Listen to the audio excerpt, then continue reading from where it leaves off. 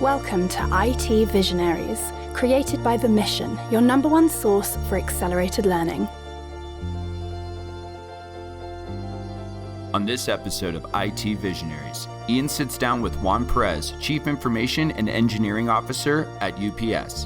Juan has been a driving force in UPS's evolution into advanced analytics, and in this conversation, he shares how UPS is optimizing delivery routes to improve service and efficiencies. IT Visionaries is brought to you by the Lightning Platform by Salesforce. The Lightning Platform is a leading cloud platform that makes building AI-powered apps faster and easier. With Salesforce, now everyone is empowered to build apps for their organization. Learn more at salesforce.com/buildapps. Welcome to another episode of IT Visionaries. Today, we have a special guest. I always say that, but they're all special guests here at IT Visionaries. Juan, how's it going? Hey, Ian, great to hear from you. Thank you for inviting me to participate in this. I think it's definitely a great opportunity for me to share some of our IT stories here at UPS, how we do IT, and most importantly, where we're going from an IT perspective. Really commend you on getting these messages out to your audience. Thanks so much. And you've been called a premier IT leader from Computer World. You've had a long career in IT. You've had some really, really interesting things. We'll talk about developing Orion, which is the on-road integrated optimization and navigation system for UPS. You have a ton of scale with your work at UPS that we're really excited to getting into. But let's start off with, how'd you get into IT? A couple of stories there. One is when I went to school, I actually had the opportunity to get into the technology space, and I always found it fascinating. And although, my bachelor's was in industrial and systems engineering, I noticed as when I was going through graduate school that there was an important intersection between technology and what the industrial engineering profession did. And of course, when I started my career with UPS, I quickly realized that in our business, we had significant opportunity for improvement in the way that we ran our business, the way that we plan our business, the way that we execute those plans through the use of technology. And since the very first day that I started with the organization, I've been a proponent of using technology to help our business grow, to help our customers do better, and to continue to make improvements day in and day out to all the processes, all the methods, all the activities that we have in this organization. And it's really worked well for UPS. Technology has been a true enabler. To your point, in terms of scale and growth and capability, it's truly been an enabler for UPS to be the company that it is today. And what kind of scale are we talking about? I've seen over 55,000 drivers. I don't know if that number is still accurate, but what's the scale of your responsibility at UPS? Great question. First, of course, about UPS, global company. We work in over 220 countries and territories around the world. We dispatch in any given day over 100,000 vehicles. We deliver in the US alone over 17 million packages a day. And just to put it in the context of scale, when we get into our peak season period, which is soon approaching here, we will be delivering in excess of 30 million packages here in the US every single day. For that, we not only have to scale the operations we have today, but we have to complement them with over 100,000 people that we hire between now and the end of the peak season period to be able to help our customers do what they need us to do. We do that very well all over the world. And of course, UPS today has become much more than a package delivery company. When we think about UPS today, we think about an organization that supports distribution, supports fulfillment operations, supports warehousing. It's in the freight forwarding business, it's in the freight business, and of course, small package being one of our core businesses. We have over 450,000 employees around the world that do just an amazing job in supporting our customers. And what I have found lately is that each and every one of our employees is highly dependent on technology. So today, as much as we are a logistics provider of multiple services out there, we're also a technology company, and a technology company that continues to grow and evolve using the most advanced technologies available to us to be able to satisfy the needs of our customers. And I want to get into a little bit of story time with this because I know, and shout out to producer Aaron, who was really excited about asking the question about Orion. Let's dive into this this initiative, this system that you worked on, and kind of like explain the origins of this. What were you thinking about? What did you want to do? What was the kind of problem set when you started looking at Orion, and how did you kind of leverage technology to build this system? It's a great question. The root of many of the operational technologies that we use at UPS is truly the attention to detail that we place on all that we do within the company, but also in understanding the value of small improvements, the value of incremental gains, the value of improving our operations 1 mile at a time, 1 minute at a time, so that we can continue to gain significant improvements in our overall cost performance, but also to continue to make improvements in the way that we run our business. And Orion, it's definitely one of those examples in which we've used technology to take advantage of those types of opportunities that exist in our business. Let me just put it in perspective. If we save 1 mile per driver per day across all the drivers in the US in the course of a year, that actually saves UPS in excess of $50 million. Ooh. 50 million, that's right. So therefore, for us, identifying any area in which we can actually save that mile becomes a priority, and it becomes one of those areas in which we need to focus our technology. So we've done that really well. We have identified multiple technologies in the business that help us gain those types of improvements in the operations. And Orion, it's just one example of many of how technology allowed us to do that. We have for many years looked at ways to improve the way that we route our drivers, the way that we create routes for our service providers to be able to make all of our deliveries on time and to be able to make them as efficiently as we can. What we learned very quickly was that with more customer commitments, more customer demands, with the changes in the geographies in which we make deliveries, doing this manually, creating dispatch plans and creating routes manually was not going to be the way to do this for UPS for the long run. And most importantly, we were going to miss all kinds of opportunities. So here comes technology that allows us to look at the way that an area is set up, the stops that are supposed to be delivered in those areas, and using advanced algorithms, be able to create the most effective route for our drivers to follow that will allow us to save miles, that will allow us to make all of our service commitments. Now, the problem is not small. I want you to think about it from this perspective. In any given day, we will dispatch a UPS driver, a UPS service provider, with roughly 120 stops.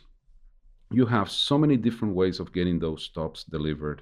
Of course, those stops need to be delivered in the appropriate order to be able to do it as efficiently as possible, but we also need to make each and every one of the commitments that we make to our customers, both on the delivery side and on the pickup side.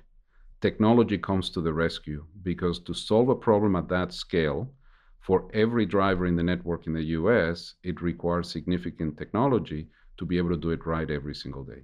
And then we took it one step further. Not only did we create an optimized route, but we also published that route in the driver's handheld so that the driver can follow the route in that optimized delivery order. And in the new version of Orion, which we will be releasing next year, we will be able to do this dynamically. In other words, as the driver is making deliveries and pickups throughout the day, we will continue to present to our service providers the best possible way to deliver the next stop. And that's a very important improvement for our technology so that we can continue to gain benefits from it. So when you were prepping to, pitch Orion to the leadership team, to the C-suite, to the board, was this something that was kind of like a no-brainer? Like, you needed to do something and this was the solution? Or was this kind of, it was a huge amount, like a huge dollar commitment. It was a huge initiative that involved so many working parts and, leading the entire organization through change. What did that kind of feel like from a pitch standpoint as you were kind of like conceiving this idea? Ian, one of the things that I have learned is that these large-scale analytics projects that have significant benefit in front of them require, first of all, the support of leadership. They require having the right team with the right skill sets to be able to show and demonstrate how these technologies can work. It also requires patience. And in Orion, we had to be patient. There were a number of times as we were going through the initial phases of this project where we felt that we were not going to get the results that we were expecting from the algorithms that we were running. And second, of course, the technology. But credit to the leadership of the organization and credit to the teams that worked on this technology. One, we knew that this was big. Remember, 1 mile per driver per day across all drivers in 1 year equals 50 million. So we knew that there was a big prize associated with this technology. That's where we needed to put our money into, solving this very complicated problem. Second, we knew we had the right team to get this solved. And third, of course, like I said, the support from leadership was critical, and being able to continue to learn and demonstrate that the solution was advancing, that we were in fact getting gains and benefits from implementing these solutions was extremely important. We did not solve this problem in a day. We did not implement this technology in a day. It was truly a journey. But it's a journey that has proven extremely valuable to us, and it's going to provide great benefit to the company in many years to come as we develop the next generation of Orion technologies. You know, when we're talking to CIOs and IT leaders and CTOs on this podcast, a lot of times there's these huge initiatives that aren't going to be perfect. You want to get it to perfect, but it's just not a reality. So you kind of have to ship and get feedback ultimately. And I know that was part of, Orion, as it is with every initiative. But what were some of the biggest learnings afterwards that you looked at and said, maybe going forward, there can be things that, we can take from this and look at other projects that we're working on that would be helpful for other CIOs to hear from you? Absolutely. First thing I would say, Ian, is that this was not a technology project. In fact, I will tell you that we do not have many technology projects at UPS. What we have are business projects, business initiatives, things that the organization needs us to solve through technology. So that's the first one that I would certainly highlight. The need to recognize that all these projects have to first start with a business problem that will definitely provide, once we find a solution, significant value to the company. That's one. Second, we got to recognize that, these solutions, especially these ones which are large and very complex, will require teams to learn, experiment, and from those experiments and those learnings, continue to develop the final solution that will be used to support the organization. The next one is that we got to continue to find that right skill set in our teams to be able to support these types of projects. We were fortunate to have a great operations research group, a great industrial engineering team, certainly a technology organization that knew how to stand up this type of technology and support it at mass or at large scale. So all that is needed for these types of projects to be effective. We also learned, and this is very important, the trick around implementing Orion effectively is twofold. One is you have to have the support of the people that will use this technology. Important that people know and buy into the value of the technology. If that's not there, it again just becomes an IT project or just a solution out there that people don't see as theirs. So that's really important. And the second one, it's really important that you build the right framework for implementing these types of technologies. One is having the measurement in place to see how the technology is being implemented and how it's achieving the results that are expected from the technology. And another one is to have discipline in implementing the technology, making sure that you have the right teams in place to support the implementation of the technology, making sure that you don't take shortcuts in implementing these very complicated, difficult type of solutions that require close engagement from the implementation teams, and that ultimately you celebrate as technology is implemented and successfully used by the operations that are taking advantage of it. It's important that that is part of the implementation plan too. And I know you have a huge emphasis on advanced analytics. How did you view predictive versus prescriptive analytics? Or I guess I should say, how did you view predictive and prescriptive analytics when you were looking at kind of this problem and how you could connect with customers and serve customers better? Great question. From our perspective, analytics has been part of our DNA for many, many, many years. And we've gone through the maturity scale when it comes to analytics. Started, of course, with basic descriptive analytics, moving on to predictive analytics. And now really we're pushing hard for these types of advanced analytics projects to be more prescriptive than anything else. Orion is a good example. It's a prescriptive analytics initiative where not only do we use data, past data, new data, current data to predict how the route is going to look like, but we're using also a series of algorithms to ultimately create these optimized routes that become prescriptive in nature. In other words, we tell people what to do.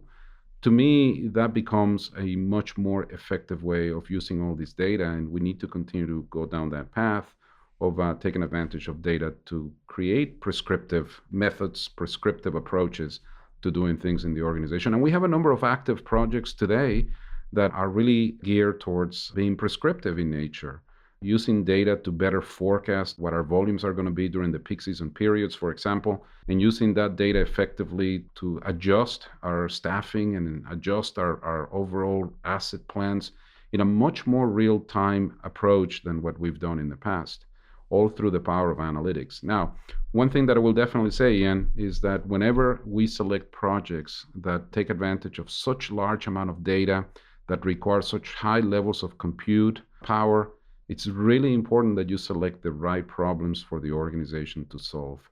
I have seen a number of cases, not necessarily at UPS, but in industry in general, in which companies have invested millions of dollars in analytics projects that ultimately didn't provide any value. And that all starts with making sure that you select the right problem to solve, the one that is going to provide the most benefit to the organization. Yeah, it seems like you spent a ton of time framing the problem that you were going to solve. I mean, I think there's an Albert Einstein quote that's like, if you have an hour to solve a problem, you spend 55 minutes diagramming the problem and 5 minutes solving it or something like that. But it kind of seems like you did that. I mean, like you have so much information. It was so detail oriented to figure out like what are the metrics of success that we can win with, idle time and ultimately like miles driven and all of that. I mean, how do you kind of frame a problem that big? Like what type of work did you do to prep all of that? Well, it's one of the biggest challenges that CIOs face today, and that is, we have limited budgets. I would like to think that even a company like UPS, with the types of revenues that we have, that we can spend an infinite amount of money on IT development, but that is not the case. We all have the obligation as good CIOs to manage our IT investment effectively and make sure that we maximize the value that we get from every IT dollar that we invest. Of course, that doesn't mean that we should not be experimenting and trying different things. I'll mention to you later some of the things that we do in that particular area.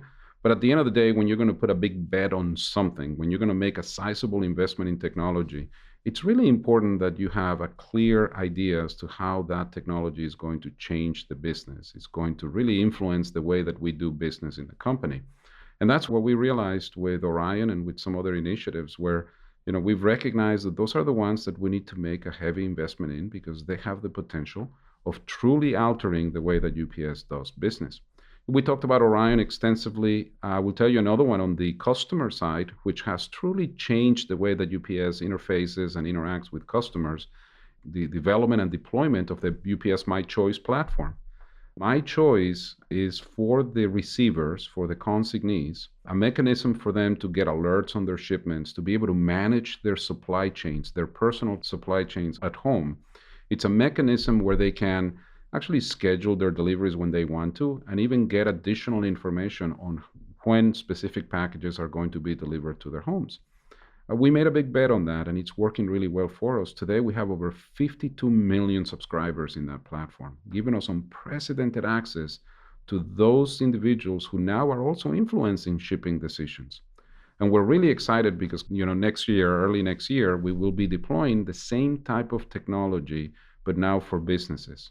Think of it as a My Choice for Business solution that will also give our business consignees or receivers unprecedented access to information for them to make better decisions on how they manage their supply chains. Those are big bets for UPS, and we are really comfortable with making those types of investments because we know that they will provide great value to the company over time. Now, that doesn't mean that we should not try and experiment on different things, and we do that extensively at UPS. We just don't make the hundreds of millions of dollars of investment in those areas right off the get-go.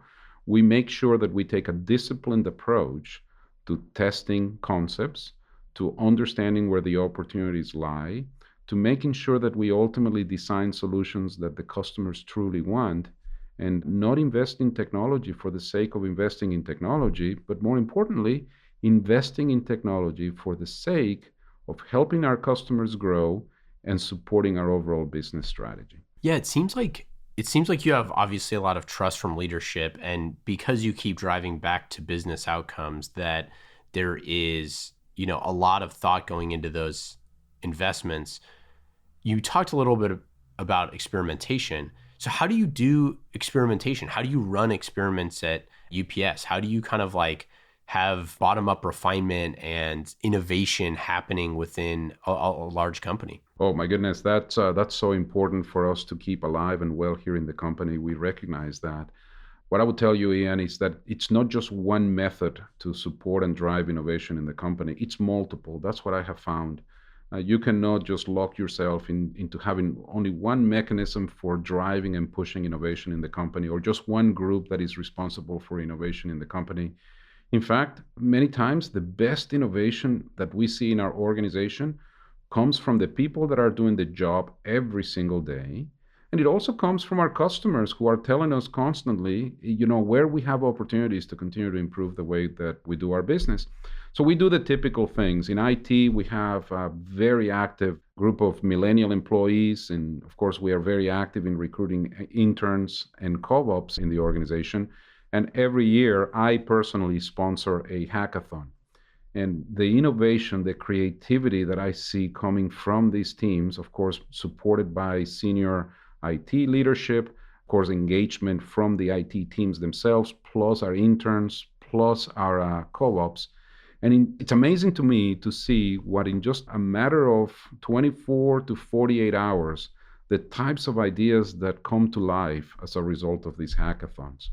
This year, we also started a new program. It's called Upstarts, UPS Starts. Think about it that way. Oh, nice. I like it. Really, really, really cool. We invited groups from across the entire company to submit ideas that they wanted to present to the senior leadership of the organization. That would actually, if they voted as the best and brightest ideas, that they would actually get funding for those ideas to continue to be advanced and to progress into real projects in the organization. I got to tell you that I had not been so energized by an innovation effort as much as I was by that one. I saw groups of UPSers from multiple disciplines, multiple areas, including IT, come together and pitch to us just really cool ideas that have the potential of changing the way that we do business with our customers in many different ways. So that's another mechanism. Within the IT organization, we have created innovation efforts. We have our own IoT lab in IT that is constantly experimenting with new technologies and finding different ways of using sensors to support the way we want to do business. We have a lot of cool ideas that are in testing right now that can change the way that we move packages in the network using this type of sensor technology. So excited about what's going on in that domain.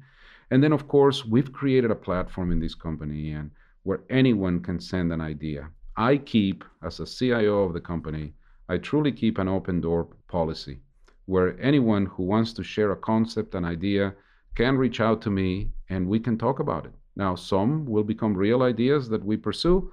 Others will put in our list of potential ideas for the future, but every idea gets an opportunity to be pitched and listened to by the senior leadership of this organization. So lots of sources of ideas in the company. I love that. And, when we talked to Craig Walker of Shell, he shared a lot of similar type of things. It's really interesting to see, especially with how complex logistics is for both organizations, some of the parallels where the speed of the ideas is flowing so quickly from the top to the bottom. And things like citizen development, I think, are the next kind of level of that, which is now we can not only send an idea to the top that quickly, people could actually jam on it, whether it's in a hackathon or whether it's app development or whatever kind of thing it is.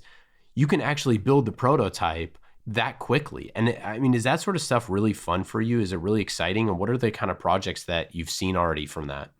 It is. What's really exciting to me is the fact that today, more than ever before, we are dependent on that creativity, on that innovation to advance many ideas forward in this great company of ours. And I say all the time, we are so fortunate to have 450,000 bright, capable employees that every single day they go out there to take care of our customers. And in every single one of those interactions, they are thinking about how they can make our business better. So we're really fortunate to have a really large pool of creative, capable people that submit ideas to us all the time. One initiative that came out of our IoT lab, and we have some really bright people working there, was the notion of using sensors in our, we call them the UPS drop boxes. Think of them as mailboxes where people can drop off their packages for UPS drivers to collect. Well, those devices, for the most part, have not been smart. They've been just mechanical devices where people can open up the box and they can drop a package for us to retrieve it later. Well, we now are deploying technology in those boxes, again, that was generated by ideas in this team, technology that allows us to know when the packages were dropped off, alerts us when packages are in those boxes, tell us when the drivers made the pickups at those particular boxes, and keeps all this data active for us to make better decisions in terms of how we serve our customers. Are we positioning the right boxes in the right place? Are we picking up those boxes at the right time? Should we be changing any of that based on customer preferences? And all that data is coming from these sensory devices that continue to publish information for UPS to use. And that's just one example of many that I can give you in terms of how creativity amongst our teams is becoming real in terms of projects and initiatives that are providing value to the organization. And I think we're just at the infancy of this, by the way. That's what even keeps me more excited, is the fact that we are doing well with building some of these concepts and with driving innovation through some of these mechanisms. But at the same time, there's so much more to do. And as technology continues to advance and our people remain close to the use of these technologies, it will just continue to create and build a large amount of ideas and opportunities for UPS to use technology to improve our business processes and our customer interactions. I love all of the kind of blending of IoT with kind of the human side of it, innovation. And obviously, you're a thought leader on IoT. You talk about IoT a lot. I think it's a really good segue because you're going from, we have 50 or 450,000 human beings that are out there that are sensors creating innovation and ideas. And then you also have tons and tons of, hardware, whether that's, vehicles or drop boxes or all these quote unquote things that are out there that now are either smart or coming online or becoming smart. How do you view IoT and building that network and kind of the investments that you've had to make into that stuff? I know that there's a lot of money that goes into the hardware and software to connect employees, to connect vehicles, to connect all of this. And that's a business's decision ultimately. How do you kind of view those investments in IoT? Absolutely. Well, we have a long history of using those types of devices in our network, in our fleet. The UPS package cars, that's what we call the brown trucks that you see out there making deliveries. Those vehicles are equipped with so many sensors that provide a lot of information for UPS to make the right decisions. Of course, the basics, right? Think about telematics technology that's embedded in all these different vehicles that allows us to improve the way that we manage our vehicles, the way that we repair our vehicles, how we proactively avoid having failures in our vehicles that could delay service to our customers. We've been doing that for a number of years now, and I will tell you, Ian, that the value of that data has been incredible to UPS. And the neat thing is that as new technologies like machine learning and artificial intelligence continue to advance, we have full intentions and active projects to continue to take that data, consume it, and use it to keep improving the overall reliability of our vehicles. So that's part of what we see as the next frontier. It's not just simply now collecting all this data, which we've been doing for some time, but it's using now advanced technologies to gain even more insights from the data that these devices collect. And I'm putting my money on that. I think that we're going to see incredible learnings and a lot of insights come out of those data points that our devices collect. At the end of the day, we have this saying here at UPS, sensor data is just simply trivia. But now sensor data combined with deep analytics, with insights that come from that analytics, now you have something of significant value. And we want to go from that trivia to value in every project we push out there. Of course, we got to do some level of experimentation, and we accept that.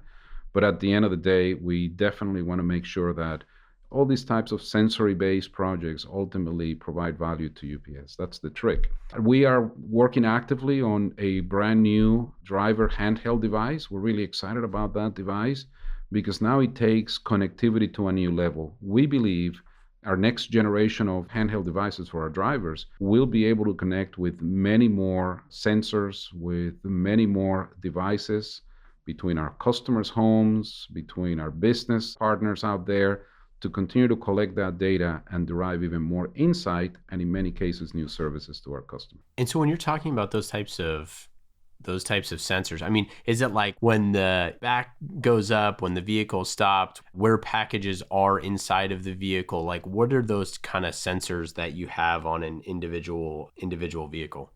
Absolutely. And I will tell you that one of the greatest benefits that we saw with this sensor technology in the vehicles, Ian, was all related to safety, by the way. Helping our drivers become safer drivers as a result of the data that we collect from all these different sensors. And you're absolutely right.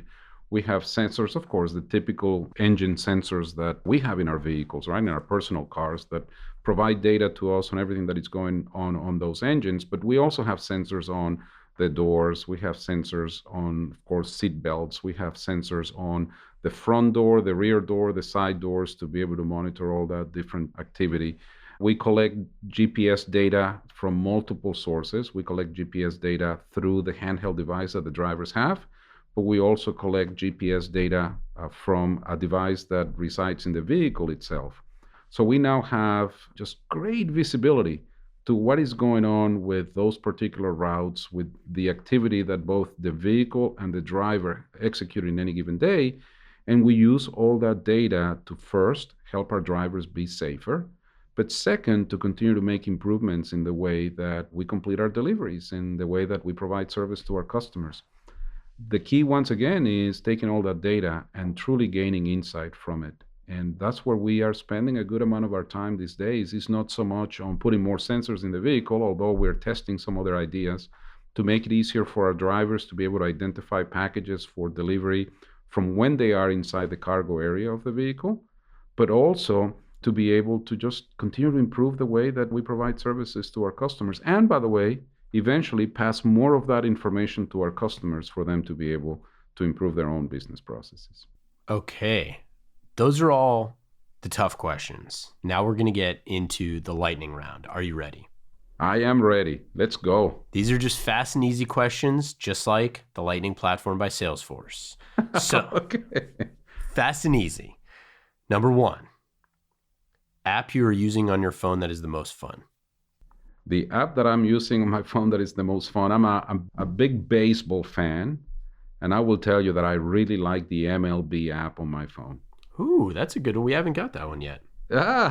Well, you know what? It gives me incredible access to lots of things. I'm a subscriber, by the way, and I get a chance to listen to baseball games. I like to still listen to baseball games. A lot of people don't like to anymore. They like to watch them. But I can listen to games at night when I'm doing some IT work on the side. I like to also be able to see and watch replays for games that were of interest to me. And also, I have the ability to actually see live games in that app, no matter what platform I use, whether it's my phone or my tablet or my PC. I can actually see games anywhere. It's a really well-designed application. I think they've done a really nice job putting it together. Favorite time-saving tool? Favorite time-saving tool? Well, I'm a huge user of Outlook. It helps me remain organized. I use it in multiple platforms too. I don't know how I do business today without having that type of technology in my hands. Favorite use of AI or chatbots that you've seen recently? Oh my goodness, the UPS chatbot. Oh man. We didn't even ask about it. We brought in to the industry the first chatbot for the industry that we're in. When you go to the UPS chatbot, and we support it in multiple platforms, you actually speak with UPS's AI.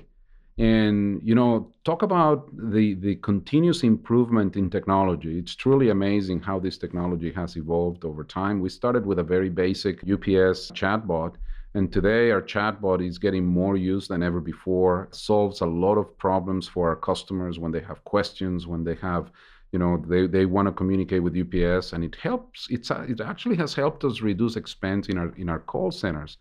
So excited about how that technology is working. We are really committed to it, and I think it's going to continue to advance. So favorite baseball team? The LA Dodgers, who just lost the World Series yesterday. Tough day to be recording this podcast. That's right, but that's okay. They'll try again next year. Favorite podcast or recent book that you've read? The Mission. Oh yeah, there we go. Love it. Absolutely. Now, in terms of books, I just read a book recently by Condoleezza Rice titled Democracy. It really made me think of the great country that we live in and the incredible value that democracy brings to a society. And it's something that needs to be protected and something that we all need to respect and guard. She's really interesting. And we did an episode of one of our podcasts called The Story, where we did her backstory. I'll send you the link after this, but she's so fascinating and just an incredible, incredible person. She really is. And, she connects with UPS in different ways. So we've had an opportunity to listen to her, speak to senior leadership here at UPS, speak to us live and answer questions, and always very insightful. And she's got such an interesting perspective based on all the experiences she's had. I found her book really, really interesting and gave me additional appreciation for what democracy is all about. Favorite One Day Getaway? I'm going to say in the LA area, since you spent a lot of time there. In the LA area. Oh my goodness. Nothing better than a Saturday afternoon at the LA Coliseum watching the USC Trojans beat Cal. Oh, gee, come on. That's a low blow. That's tough. For the audience, I'm a Cal fan. My dad went to Cal and I grew up around here. So that's tough. That's okay. Any team that plays against USC, as long as USC wins, we're happy. That's true. What technology are you most excited about? My goodness, yeah, and I'm excited about so many technologies, some that I'm already seeing here at UPS. One thing that I didn't tell you about is we formed, and this is also part of our innovation practices at UPS, we formed an advanced technology group last year. It's a small group, but one that it's bringing just great innovation to the table. They are mostly focused on physical type of solutions like robotics, drone technology, other types of automation solutions that UPS can use. Really excited about those types of solutions that I think UPS in time is going to be able to take advantage of. There's a place for many of them here where, in places that are difficult to reach, for example, drone technology can provide great value to UPS and certainly help us provide service to our customers in those types of locations and areas. They're also working on a lot of projects that are connected to RFID technology. The technology has advanced enough now, and it's decreased in cost significantly to the point that can be used for more applications within our organization. So we're looking at that as well. I'm excited about it. And, when you look at the advances in AI, the advances in machine learning, these are things that a few years back, we all knew that they existed. In some cases, we took classes on AI. This is, in my case, many, many years ago. But today, to see what this technology can do and how it can help us support our customers better and differently is really exciting to me. I really think and believe that those types of technologies will make it a lot easier for our service providers, our drivers, our people to do their jobs. And we'll be able to concentrate more, not in the mechanics of doing the job, but we'll be able to concentrate more on supporting our customers and providing even more services to our customers, all as a result of taking that technology and definitely putting it into the devices and the technology that our people interact with all the time. Still really bullish on mobile technologies here at UPS. I think that, taking a lot of things to the edge is going to make us more effective, more productive, and we'll be able to use technology in different ways. So I'm excited about that too. And I can go on and on and on. I think it's a great, great time to be in technology. I am really fortunate, Ian, to work with an amazing group of IT professionals here at UPS that are always looking for ways to do things better for the company. And with the new technologies that are now accessible to us, quite frankly, the future of supply chain logistics is incredibly interesting and bright for UPS. That's really exciting. And I think I'm so interested to see how the drone stuff plays out. I totally agree. I think there's just so much innovation that's yet to happen on that front. It's going to be really exciting. Okay, that's it for the lightning round. We still have one more question, but thanks again to our friends at Salesforce. Lightning round is brought to you by the Lightning Platform by Salesforce, the leading cloud platform that makes building AI-powered apps faster and easier with Salesforce. Building apps is everyone's business. Learn more at salesforce.com/buildapps. Okay, final question. What would be your best advice for a first-time CIO? That's a great question, Ian. I was very fortunate to work for the previous UPS CIO who gave me a lot of advice and who taught me many things about this job. And now that I've done the job for a few years, I've come to actually develop my own. And I will tell you that the first one is make sure you recognize that you do not know everything. This is a field that is incredibly rich, that continues to change, and that requires the knowledge and the capability of many to ensure that you make the right decisions for your company, for your function. That's the first one. The second one is to ensure that you surround yourself with a top-notch team. Having people that are passionate about technology, that are committed to technology, and that are also committed to the organization makes things a lot easier for us as CIOs. The next one is view yourself as an enabler of solutions for the organization. I believe that the CIO today has a really difficult job, but one that is exciting and one that opens up incredible opportunities for an organization. Make sure that you have a seat at the table, that you create that seat at the table where the business relies and depends on you as an IT professional, as a CIO, for the development of strategy. And then, of course, using technology to support that strategy. That's really important. The next one is, and I apply all these things to me, although I have been a CIO for a number of years now, I will also tell you that all these apply to me as much as they did when I started, as they do today. It's important that we continue to learn, and that we learn by listening to podcasts like this. We learn by interacting with professionals in multiple organizations. We also learn a lot from our vendors and from our partners in the technology space. I have great relationships with many vendor partners who are always teaching us how we can do things better. That's really important. And the last one, make sure that you establish a strong support structure. That support structure comes in many different ways. Of course, ensuring that the leadership of the organization knows you, and that the leadership of the organization understands your capabilities and what you want to bring to the table, but also within your team, that your team is there and that your team is used as people that you can bounce ideas off, you can get advice from, and that you can use them as your guide. Again, remember, this job requires the support of many. I can't think of a CIO that can do it all himself or herself. I love all those. We need to, we'll link those up in the show notes when we publish this article, because that's just great advice. But it does leave me with one more question. When are we going to get you on Twitter? We got to get you on Twitter. You don't have a Twitter, right? I do not. And I am not as active perhaps as I should have been in the social media space. And I will tell you exactly why. And these jobs as CIOs, I'm the global CIO for UPS. You can imagine the numbers of people that want to connect with the global CIO for UPS, primarily people who are wanting to sell me stuff. So I'm very particular about how I engage in those particular domains, because once someone engages with me, I feel the obligation to engage back. The biggest enemy, quite frankly, that CIOs today have is time. I should say the lack of time.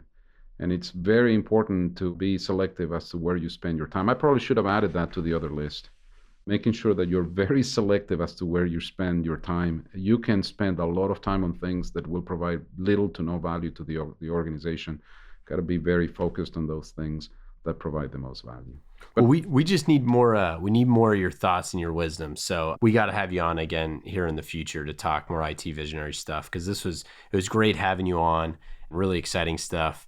I'm just a little needy we need more of your thoughts out there into the world. So, well, the communications folks here at UPS are constantly telling me that I need to do more of that. And, I've promised to them that I will. So you may see more of Juan Perez out there. There we go. Awesome. Thanks so much, Juan. We really appreciate it. And just keep up the great work, and we'll talk soon. Thank you, Ian. I appreciate you having me on, and certainly appreciate you showcasing UPS, because this is more about UPS than it is about Juan Perez. And I want to wish you great success with your show. I'm really glad that you're doing something like this. It's not every day that you get an opportunity to go to a centralized place where you can gain insights, ideas, new concepts from CIOs from all over the world. And I think this is going to be a great platform for us to be able to hear from others anytime we want to, in a media that is really effective for us to capture and understand all these concepts and ideas. So congratulations. I wish you all the best in your new show. Thanks so much. We really appreciate it. Very good. Thank you.